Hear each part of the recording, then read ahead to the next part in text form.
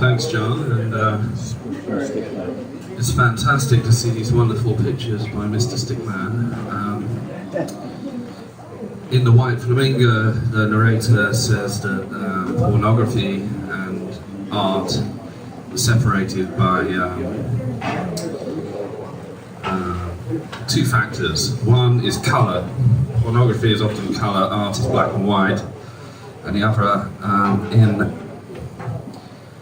art, you often don't see the face.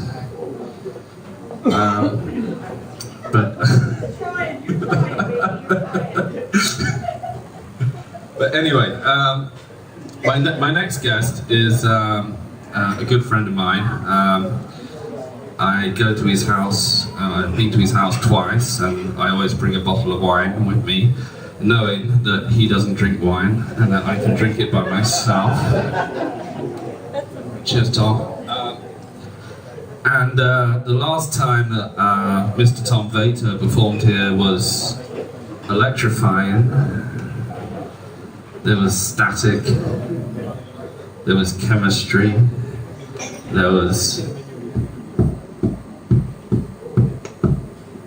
sound difficulties. But tonight it's going to be fine, Tom. Please stand up and greet your audience.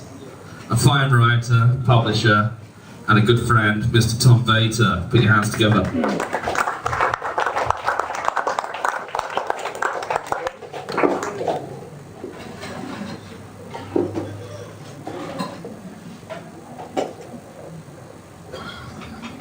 Good evening, everybody.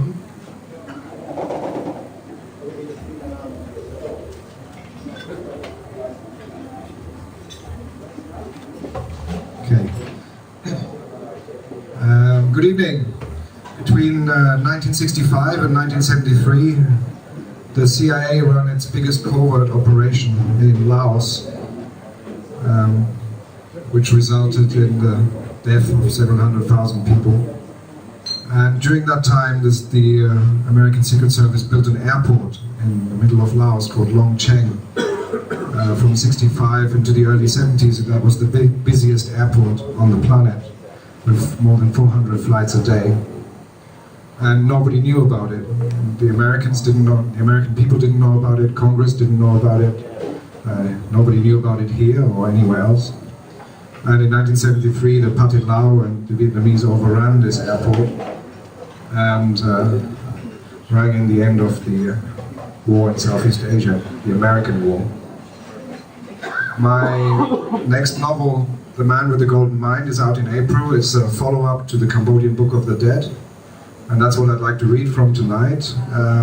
It is about the secret war in Laos. It's partly set in the 70s and partly set in 2001 and 2. It's the second novel with Detective Meyer, a German detective who comes to Asia to solve crimes of nefarious and political nature. So I'd like to read you a scene from the book, from The Man with the Golden Mind, which takes place in 1973.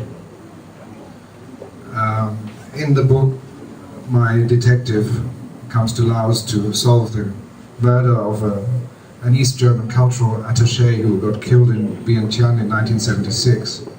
And as he arrives in Laos, he realizes that there's quite another story behind this, which stretches back to the American wars in Southeast Asia, and to a mysterious American assassin called Weltmeister, which is the German word for world champion. Good evening, Chris.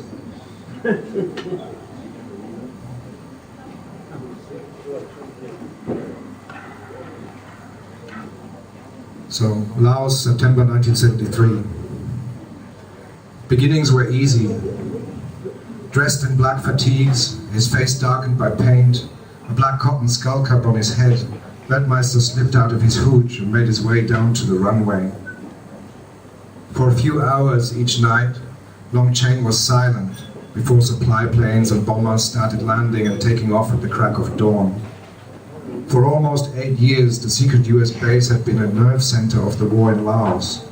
He was at the heart of things, a heart that no one knew existed. He picked a moonless night. His friends, Cronin, Taylor, her, Flitman and Daniels, would have passed out by now. He'd worked and drunk, killed and laughed with these guys for close to a decade.